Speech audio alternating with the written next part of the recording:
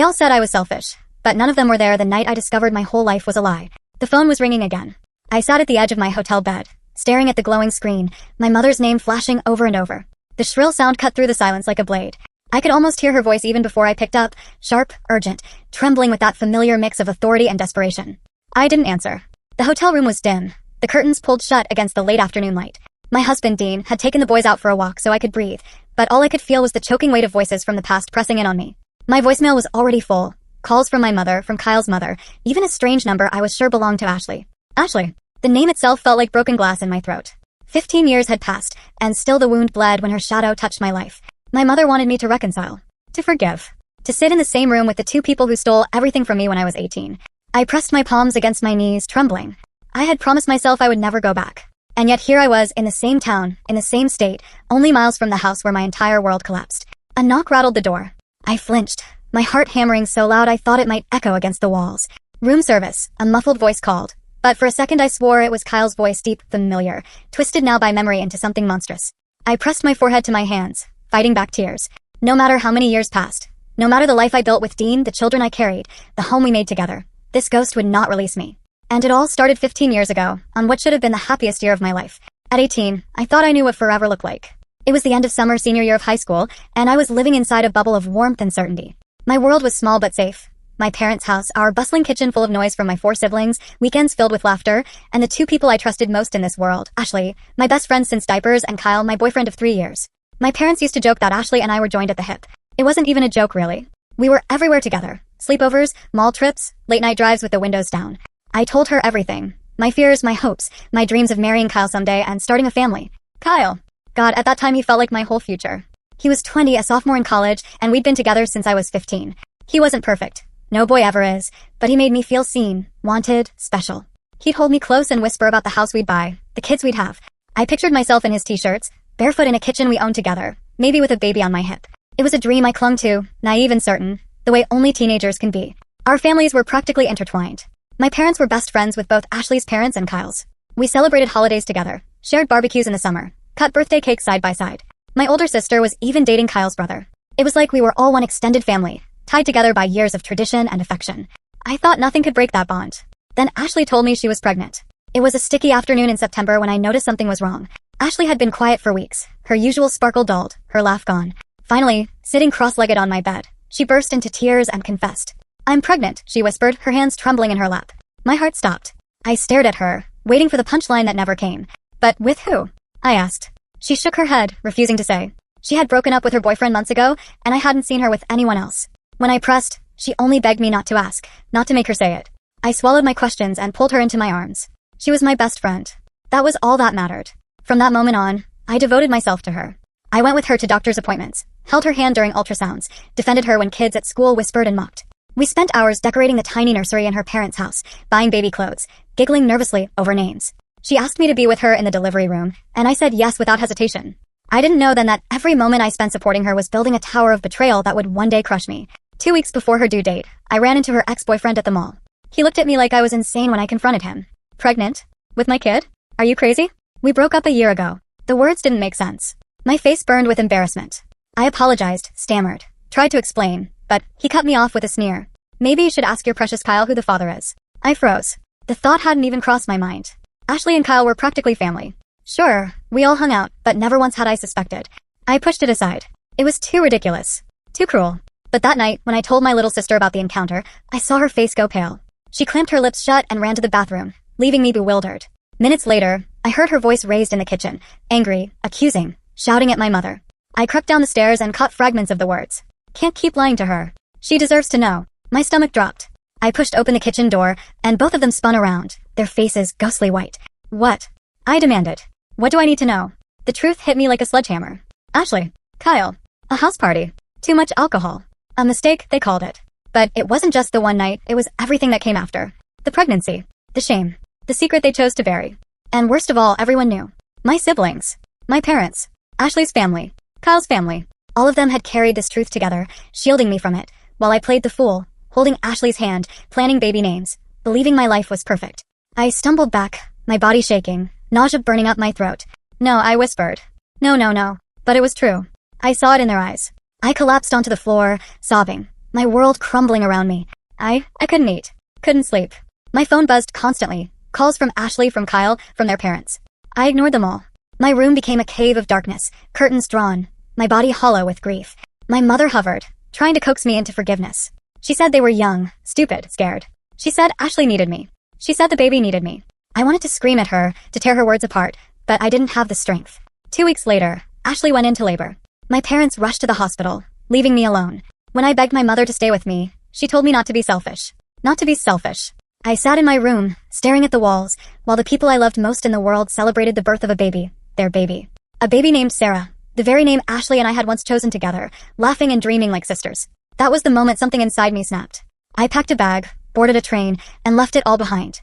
I remember the sound of the train more than anything, the hollow clatter of wheels on tracks, the metallic groan of steel against steel. I sat with my knees pulled up against my chest, clutching a duffel bag that held the bare minimum of my life, a few clothes, a wallet, and a broken heart that felt too heavy to carry. Phoenix was a blur of heat and dust when I arrived. The city didn't know me, didn't care who I was. And that was what I needed, to disappear into the anonymity of strangers. I checked into a cheap hostel, its air conditioner sputtering against the desert sun. The sheets smelled faintly of bleach and cigarettes, and the mattress sagged in the middle. But it was mine. For the first time, I was alone. Not in a bedroom in my parents' house, not in the shadow of Ashley or Kyle, but in a place no one could find me. At least that's what I thought. My phone buzzed nonstop. Voicemails stacked one after the other. My mother's frantic voice, Kyle begging, Ashley crying. They all wanted me back. They all wanted me to listen. I turned the phone off. And for days, I lay on that sunken mattress, drifting between exhaustion and grief, unable to even imagine what the next step could be. I met Dean by accident, or maybe fate. I was standing in line at a corner store, clutching a pack of ramen and a bottle of water, when the guy in front of me glanced back. His eyes were kind, a little tired, like someone who carried more than his fair share of burdens. He noticed my trembling hands and asked if I was okay. I wanted to brush him off, to pretend I was fine, but something cracked inside me, and the truth slipped out in fragments. I was new here. I didn't know anyone. I didn't even know how to be an adult. He didn't pry. He just offered a small smile and said, "You'll figure it out. And if you need help, I live around the corner." His name was Dean. He was 21, living in a cramped house with 3 friends, all of them working odd jobs to scrape by. His family situation was complicated, estranged from his father, his mother long gone. But somehow, his loneliness matched mine, and that made me feel less like a ghost. When he found out I was trying to finish high school, he helped me study, staying up late with flashcards and snacks. When I couldn't pay rent at the hostel anymore, he let me crash on the couch in his shared house. Slowly, piece by piece, he became my anchor in a world where I had none. I didn't fall in love with him right away. At first, it was survival. Friendship. A lifeline. But his presence chipped away at the wall of grief around me. Those first years in Phoenix were a blur of small victories and painful growth. I learned how to budget $20 to last a week. I learned the humiliation of begging for extra shifts, the ache of feet blistered from long hours on the job. I learned how to laugh again, sitting with Dean and his friends on the porch, sipping cheap beer, talking about nothing and everything until the desert night grew cool. But I also learned the quiet violence of grief that doesn't fade. Birthdays came and went without my family. Holidays passed in silence. I imagined my parents at Ashley's table, holding baby Sarah, passing mashed potatoes while I vanished from their story. Sometimes guilt consumed me. What if they thought I was dead? What if my mother cried herself to sleep every night? Then I'd remember her words, "Don't be selfish." The bitterness would return, hot and choking, and I'd tell myself I didn't care. But I did. I always did. Dean and I crossed the line from friends to something more one night when the loneliness was too much for either of us to bear. It wasn't a grand confession, no fireworks or declarations of undying love. It was 2 broken people holding on to each other, desperate for comfort. Afterward, I lay awake staring at the ceiling, wondering if I'd made a mistake. But when I looked at him, asleep beside me, his arm draped protectively across my waist, I felt a warmth I hadn't known in years. A year later, when he inherited money from his grandfather, he asked me to move with him across the country to start over. I hesitated. My trust in the world was paper thin. But when I looked at him, steady, kind, unwavering, I said yes. We landed in a city where we knew no one, rented a tiny apartment, and pieced together a life. I enrolled in university. He started a small company, pouring every ounce of energy into making it succeed. At 21, I stood in a courthouse with him, signing papers that made us husband and wife. It wasn't a fairy tale. It wasn't the wedding I once dreamed of with Kyle, with my parents smiling in the front row. But it was ours. And it was real. Even as the years stretched on, even as I built a new life, the past never loosened its grip. When Dean kissed me goodnight, sometimes I saw Kyle's face in my mind, laughing, betraying me. When I pushed a stroller through the park with my son years later, I imagined Ashley doing the same with Sarah, their lives intertwined with the family I abandoned. And then there were the dreams. In them, I was 18 again, standing in my parents' kitchen, listening to my sister shout the truth. I'd wake up drenched in sweat, my heart racing, the betrayal as sharp as if it had just happened. Dean held me through those nights, whispering that I was safe, that I was loved. But the ghosts remained. It wasn't until I turned 25 that I finally sought therapy. Money was still tight, but I knew I couldn't carry the weight alone forever. My therapist taught me words I didn't know how to use before: trauma, betrayal, abandonment. She helped me untangle the knot of anger and grief inside me, helped me see that leaving wasn't selfish, it was survival. Still, the sessions often left me hollow, staring at the ceiling, wondering if closure was even possible. By then, Dean's company had begun to flourish. We bought a modest home, paid bills without fear, lived comfortably for the first time. We had our first son, and 2 years later another. I thought maybe that was enough. That maybe I could live the rest of my life without looking back. Until the email arrived. It was January 2020, the world on the cusp of a pandemic, when I saw her name in my inbox, Evelyn. She said she was 14. My niece. My older sister's daughter. She had found me somehow, piecing together scraps of information, and wanted to know me. I stared at the screen, hands trembling, my mind racing. She didn't know what had happened. To her, I was just the mysterious aunt who had vanished. I wrote back cautiously, unsure if it was a mistake. But soon we exchanged emails regularly. She told me about school, about her hobbies, about the cousins I never met. Through her, I learned that Kyle and Ashley had married 4 years after I left. That they had 2 sons besides Sarah. That my parents remained close to them, as though my absence was just a gap easily filled.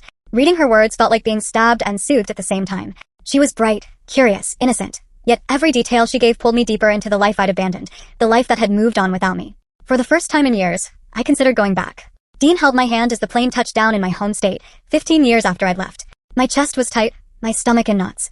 I told myself it was just a visit, just to help my parents with their house, just to see if anything could be salvaged. Walking into their home was surreal. Everything was smaller than I remembered. The couch, the kitchen, the photographs on the wall. My mother's face lit up when she saw me, relief flooding her eyes. My father was quieter, but his hand on my shoulder was steady. We talked. We cried. We circled around years of silence with careful words. For a moment, I believed it might be possible to rebuild something. Until my mother asked me to reconcile with Ashley and Kyle.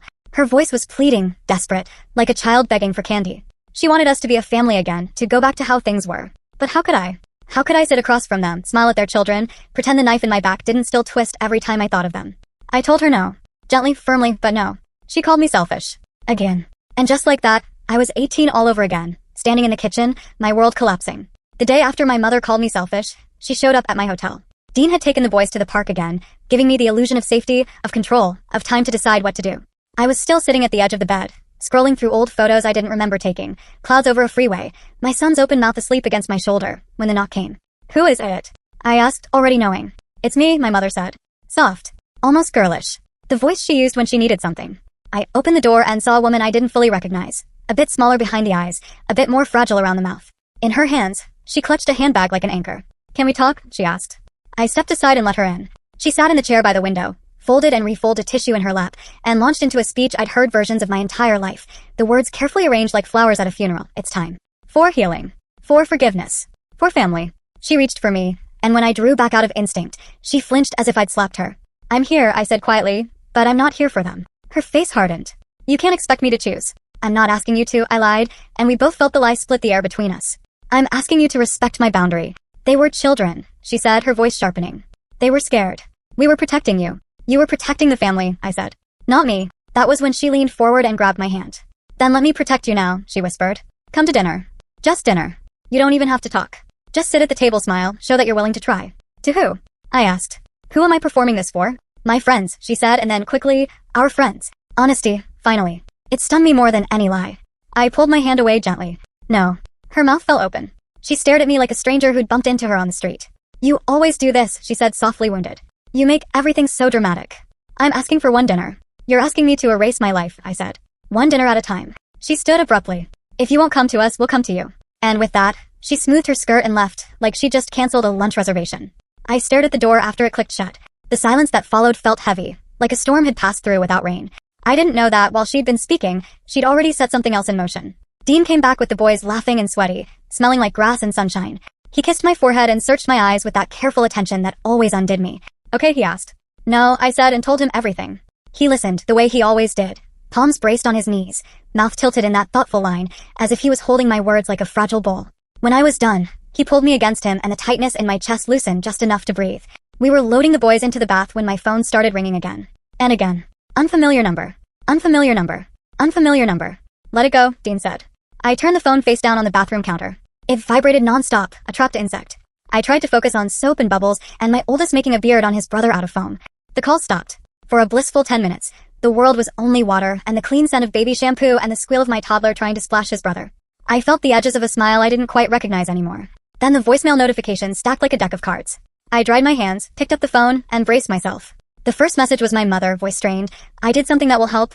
Don't be angry. You'll thank me. Answer your phone. The second was a voice I hadn't heard in 15 years. Kyle's mother. Cheerful, scolding, almost sing-song, as if she were calling about a missed bake sale. Darling, it's been ages. We just want to talk. You owe it to Ashley and Kyle after what you've done to them by showing up like this. Call me back. As if I had done something to them simply by existing near the perimeter of their lives.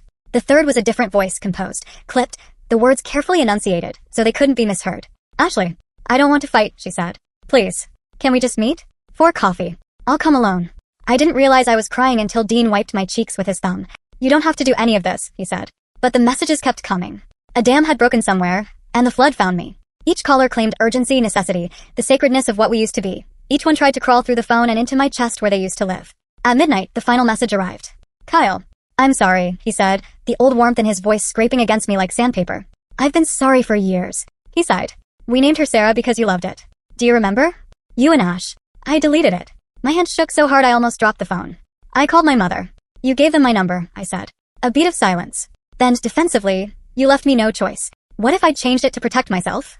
You're being dramatic. I'm keeping a promise to myself, I said. She exhaled, a rush of air that sounded like disgust. One conversation would fix all this. No, I said. It would break me again. She started to cry, loud and angry. You are tearing this family apart. I hung up. The bathwater had gone cold. Dean had wrapped the boys in towels and was reading a story in the next room, his voice quiet, steady. I sat on the closed toilet lid and stared at the floor tiles until their pattern blurred. I felt 18. I felt 33. I felt every age in between. We extended our stay at the hotel by 2 days. I told myself it was so the boys could rest, so Dean could do a few remote calls without the chaos of travel. The truth was simpler. I was paralyzed. I stood between two mirrors, each reflecting an impossible version of my life. In one, I showed up to the coffee shop. In the other, I left the state before anyone could find me. It was Dean who reminded me I knew how to choose. He made me tea and sat with me at the tiny table in the room, our knees touching. You've built a life that you fought for, he said. You've survived things that would have swallowed other people whole. Don't let them write your ending now. I keep thinking of Sarah, I said quietly. Of the little girl I plan to love like an aunt. That's their consequence, he said gently. Not your responsibility. The next morning, I turned my phone on, blocked every number I needed to, and texted my mother. I love you. I'm here if you want a relationship with me. I will not meet Kyle or Ashley. If you give out my number again, I will go no contact with you two. I hovered over the send button, so long my thumb went numb. Then I hit it. She didn't reply. But someone else did. The cafe was 3 blocks from the hotel, a place with industrial lighting and plants that hung from the ceiling like green chandeliers. I went because Dean had a call and I needed to get out of the room. It was a mistake. I know that now. Or maybe it was a test I knew I would fail. I was in line, staring at the pastry case without seeing it, when I heard my name said in a voice I'd heard in 100 childhood memories. Backyard barbecues, Christmas mornings, beach trips where sunscreen smelled like summer. Hey, Ashley said. She stood a few feet away, alone, hands shoved into the pockets of a denim jacket like she didn't know what to do with them. Her hair was darker. Her face sharper, as if grief and time had sculpted it. But her eyes were the same. Devastatingly familiar. I'm not doing this, I said quietly. Please. Her voice trembled. 2 minutes. You texted. I asked, throat tight. She shook her head. Your mom told me where you were staying. He crawled up my neck. Of course she did. I know I have no right, she said, words tumbling. I know that. But she stopped, swallowed. I've been writing to you. I just never had the courage to send anything. I'm sorry. I'm sorry. I'm so. I held up a hand. I felt like a wire pulled too tight. You don't get to speak to me like the person you hurt didn't die 15 years ago, I said. Whatever you're about to say, you owed it to me then. Not now. She flinched like I'd struck her. I was 18, she whispered. I was terrified. We were stupid. We were drunk. I wanted to tell you 1,000 times. And yet you didn't, I said. Not when I held your hair over the toilet. Not when we picked out onesies. Not when you asked me to be in the delivery room. Tears filled her eyes. The barista called the next order. A glass clinked. Someone laughed at a table by the window. The world kept moving as mine trembled. I don't want to make excuses, she said. I want to tell you that I named her Sarah because of you. Because you were the person I loved most, and I wanted to carry you with me somehow. You carried me like a talisman for the guilt you refused to feel, I said, and my voice didn't crack, and that felt like a victory that cost me blood. She took a breath, steadied herself. Would you meet her? She asked softly. Just once. No. She nodded like she'd expected the bullet. I deserve that, she whispered. You deserve to heal, I said. Far away from me, a shadow fell across us. Kyle's mother. She materialized as if summoned by my refusal, smile bright and brittle. There you are, she said to Ashley, then turned to me with that performative warmth. Look at you. Beautiful. It's so good to see you. We're all family after all. We're not, I said. Her smile didn't falter. Don't be childish. We all made mistakes. I didn't, I said calmly and watched the smile crack for a split second before it rearranged itself. People were beginning to look. The room vibrated with a harmless hum of espresso and conversation, while I stood at the center of something that had ruined a life I no longer lived. "I'm leaving," I said and stepped around them. Kyle's mother reached out, fingers grazing my arm. Something in me recoiled with such force that I swayed. "We need to talk about what your presence is doing to Ashley's marriage," she said under her breath. "You've caused enough damage." For a second, the edges of my vision went dark. Then I found my voice. "The damage is older than my son's," I said. "Older than your last Thanksgiving. It's older than the lies you buried with your casserole dishes." Her mouth opened, then closed, exactly like my mother's had, like a wound that didn't know which way to bleed. I walked out. On the sidewalk, the sun hit me like a slap. I gulped the heat like air and didn't stop moving until the hotel doors swallowed me again. Dean didn't ask what happened when he saw my face. He put down his laptop, crossed the room, and wrapped his arms around me. I pressed my forehead to his chest and let the tremors work their way through. "I saw her," I said into his shirt. "And his mother." He held me tighter. "I'm sorry." I said no, I whispered. The words tasted like iron and mercy. I said no and I kept walking. "That's everything," he said. Later, when the boys were asleep in their little pop-up beds and the room was finally quiet, I lay awake staring at the ceiling, replaying the cafe like a film I couldn't turn off. Ashley's face. The way her voice broke on my name. Kyle's mother's hand on my arm. Something else surfaced then. The way Ashley had said I've been writing to you. Letters. Maybe one of them would find me someday. Maybe it already had. I turned that thought over like a stone in my palm. Heavy. Familiar. Dangerous. My phone buzzed on the nightstand. A message from my mother. How could you humiliate me like that? Then a second message. You're selfish. You always have been. The third. If you loved me, you would fix this. I stared at the screen until the texts blurred. Then I typed, "I love you. I won't sacrifice myself to prove it." I hit send and turned my phone off. We left the next morning.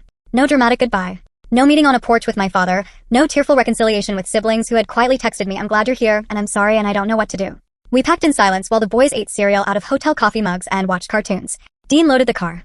I double-checked drawers even though I knew we hadn't left anything behind that wasn't meant to be forgotten.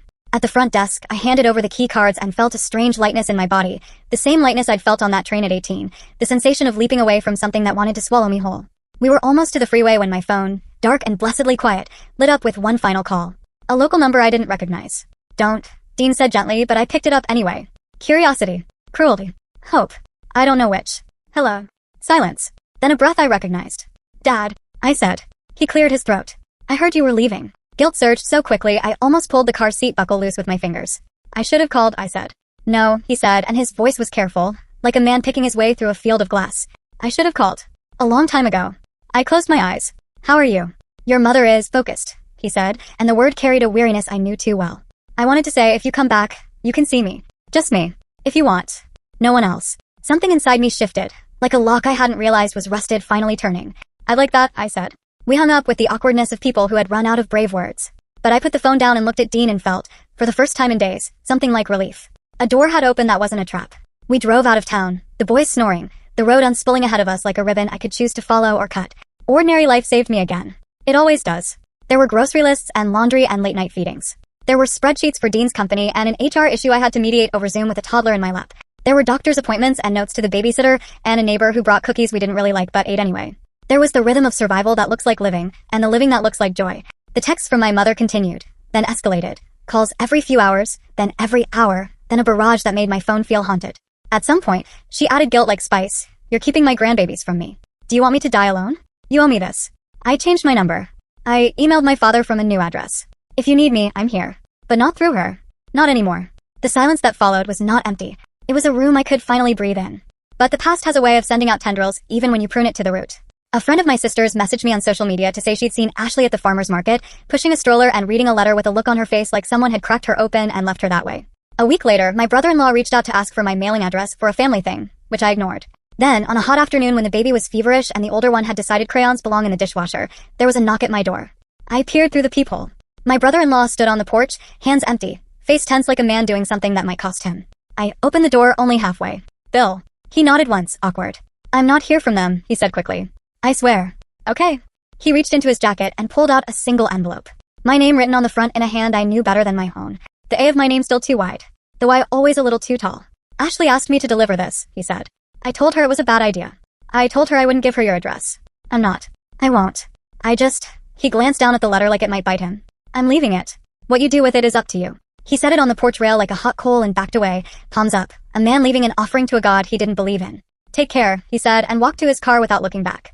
I stared at the envelope as if it might move. The boys were loud behind me, the baby wailing suddenly over nothing I could see, the ordinary chaos of our home unfolding like a reminder. "You are here. You are safe. You do not have to open every door that knocks. I picked up the letter and felt its weight. Then I didn't open it. I slid it into the junk drawer next to rubber bands and takeout menus and the mystery keys you keep because they might unlock something you forgot about. I closed the drawer gently, as if the sound could summon the past. The baby quieted. My older son tugged my sleeve and asked for a snack like his need was the only truth that mattered, and maybe in that moment, it was. That night, Dean found me standing in the kitchen staring at the closed drawer. Not now, I said. Not now, he agreed. We went to bed. I dreamed of high school hallways and hospital corridors and a newborn with a borrowed name. I woke to my daughter's hiccuping cry, the kind that sounds like the smallest heart trying to steady itself. I lifted her against my chest and swayed in the dark, the room quiet except for the soft rhythm of her breath. I chose us, I whispered into her hair. And for the first time since the hotel room, since the cafe, since the breathless phone calls and the ancestral guilt that wore my mother's face, the words didn't feel like a defense. They felt like a promise. It started like a dripping faucet, annoying, constant, but tolerable. A few calls a day, then 5, then 10. By the time summer heat pressed against the windows, it had become a flood. My phone lit up so often I kept it on silent, shoved into the junk drawer with the unopened letter. But the calls found other ways. Facebook messages, emails, numbers I didn't recognize. Sometimes the voicemails were tender, aching, a mother's sorrow laid bare. Please, honey, just talk to me. We can fix this. I miss you. Other times, they were sharp as glass. You're keeping my grandchildren from me. You're cruel. You're just like your father, selfish, ungrateful. She began calling Dean. At first politely, then incessantly, like he was her new bridge to control me. He never raised his voice, but after the 5th call in a single evening, I watched him set his phone down carefully, his jaw tight. That's it, he said. She's done crossing into our home. He blocked her. I hadn't yet. Guilt and obligation were still barbed wire wrapped around my ribs. But I was close. The day she accused me of killing her slowly broke something in me. I was rocking my daughter in the nursery, her tiny body warm against my chest, when the voicemail played in my ear. Do you want me to die alone? Do you want that on your conscience? I gave you life, and now you're taking mine away. I clutched my baby tighter, nausea rising in my throat. For a heartbeat, I was 18 again, collapsing in the kitchen as the truth ripped through me. Only this time I wasn't the child. I was the mother. And I swore to her sleeping face, I will never let anyone do to you what she did to me. That night, when Dean came home, I told him, I'm done. I hadn't spoken to my father in any meaningful way in almost 2 decades. He was always quieter, the shadow to my mother's storm. He went along with her decisions, her narratives, her iron grip on the family. I'd learned to think of him as complicit, passive, unreachable. But desperation makes strange things possible. I called him. My voice shook so hard I almost hung up. To my shock, he answered. We talked for hours, truly talked, maybe for the first time since I was a child. I poured out my exhaustion, my fury, my grief. I told him how her voice still lived in my head, how I was afraid she'd poison my children the way she'd poisoned me. For a long moment, he said nothing. I thought he'd hung up. Then his voice came, low and steady. I should have protected you, he said. From her. From all of it. Something in me cracked open. After that call, something shifted in their house, too. Within weeks, her calls slowed. Then almost stopped. By August, word filtered back through my siblings. My father had filed for divorce. It didn't feel like triumph. It felt like grief all over again. My mother's messages became unhinged in their intensity, hundreds of calls a day, desperate and furious, until I finally changed my number and locked every digital door she might slip through. She was unraveling. I heard whispers from my brother. Anxiety, depression, friends abandoning her. But I didn't go back. Not this time. Not even when guilt whispered late at night that I had left her broken. Because the truth was, she had broken herself long before I ever walked away. Through all of this, the letter sat in the drawer. Sometimes I'd find myself standing in the kitchen, one hand on the handle, heart racing as though it might explode if I dared open it. Other times, I forgot it was there, buried under coupons and menus. In therapy, my counselor suggested I give him the letter to hold. When you're ready, he said gently. I slid it across his desk like it was dynamite. I didn't read it. Not yet. Maybe not ever. Through the chaos, life kept moving. My little sister and I grew close again, bonded by the scars our mother left on both of us. We texted every day, swapped baby pictures, laughed late into the night on video calls. She was my best friend again, and it felt like recovering a limb I thought I'd lost. My brothers and I managed something softer. Not closeness, but civility. My older sister was harder. Married to Kyle's brother, she lived in the eye of the storm I'd escaped. But even she and I carved out something fragile, a truce built on nieces and nephews who loved without history. And Dean, steady, unwavering, my safe harbor. I looked at him one night, our children sleeping between us, and realized I hadn't just chosen him out of survival all those years ago. I loved him more fiercely than I'd ever believed possible. Sometimes I wonder what my life would have looked like if I'd stayed. If I'd sat at that hospital bedside, held Sarah, smiled through the betrayal. Would I have disappeared into bitterness? Would I have bent myself into someone unrecognizable just to keep my family's love? Instead, I left. I stumbled, I grieved, I rebuilt. And now, at 35, rocking my daughter in the quiet of the night, I know one thing for certain. Walking away saved me. Months passed, and the letter stayed where I'd left it. Sometimes late at night, when the house was finally still and the only sound was my daughter's breathing in the next room, I would stand in the kitchen with my hand on the drawer. My pulse would race, palms slick, as though opening it might unleash something poisonous into the air. Other times, I forgot it existed at all. In therapy, I admitted I wasn't ready. My counselor smiled kindly and told me I didn't have to be. Closure isn't about them, he reminded me. It's about you. So the letter stayed sealed. And I let myself believe that leaving it unread was also a choice. My mother eventually fell quiet. Not out of peace, but exhaustion. The reports I heard from my siblings were fractured, conflicting. She'd lost weight, she'd gained weight, she wasn't leaving her room. She was joining new church groups. She was lashing out at neighbors. I didn't try to untangle the truth. For the first time in my life, her silence meant freedom instead of punishment. My father, on the other hand, began to speak. Slowly, carefully, like a man rediscovering his own voice after decades of muteness. He would call once a week, sometimes just to talk about the weather, other times to stumble through apologies he didn't quite know how to shape. I let him. The words didn't erase the past, but they built a bridge, uneven, fragile, but real. It was my children who anchored me, more than therapy, more than boundaries, more than even Dean's steady love. Their needs were simple, immediate, sacred. A glass of water in the night. A scraped knee that demanded a kiss. A tantrum soothed by patience I never knew I had. They didn't care about family drama, or betrayal, or letters in drawers. They only cared that I was there. That I showed up.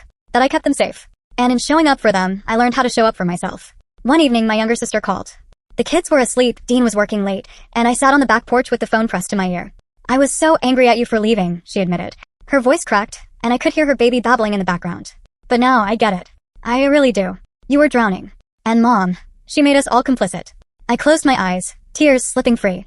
I thought you hated me. I hated that you got away, she said. Because I wanted to too. We cried together then. Two grown women grieving the childhoods we should have had. When the tears ebbed, she laughed weakly. At least our kids will grow up knowing the truth. And I realized, yes, that was the legacy I could rewrite. Not the past, but the future. Family is supposed to mean unconditional love. But I've learned it isn't about blood. It's about choice. I chose Dean. I chose my children. I chose my sister, after years of silence. I chose my father cautiously, in the fractured ways he finally offered himself. And I chose myself. For years, I thought that choice was selfish. My mother told me it was. My guilt told me it was. But standing in my living room, my daughter tugging at my shirt, my sons laughing on the floor, I understood it was survival. And more than that, it was love. Because you cannot pour from an empty cup. And you cannot raise children in a house built on betrayal. I don't know if I'll ever read Ashley's letter. Maybe one day, maybe never. That too is my choice. What I do know is this: forgiveness isn't something you owe. It's something you give when you're ready, and sometimes the bravest thing is withholding it. I will never reconcile with Kyle or Ashley. I don't need to. I don't need to sit in their presence to prove I've healed. Healing is not an audience sport. It's quiet, it's personal. It's the way I rock my daughter in the middle of the night and whisper that she is safe, that she is loved. My mother once told me I was selfish. I see now she was wrong. I was simply unwilling to disappear for the sake of someone else's comfort. And if that makes me selfish, then I will wear it like armor. Because I know the truth. I didn't destroy my family. I saved myself. And in doing so, I built a new one that will not break the way I was broken. I may never have the mother I wanted, or the best friend I lost, or the innocence I buried at 18. But I have this life, this love, this home. And that, finally, is enough.